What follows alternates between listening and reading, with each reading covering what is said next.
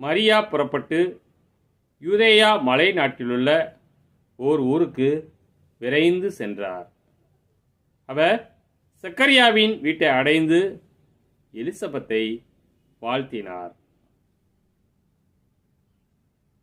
மரியாவின் வாழ்த்தை எலிசபெத்து கேட்டபொழுது எலிசபெத்து வயிற்றிலிருந்த குழந்தை மகிழ்ச்சியால் துள்ளிற்று. எலிசபெத்து தூய ஆவியால் முற்றிலும் ஆட்கொள்ளப்பட்டார்.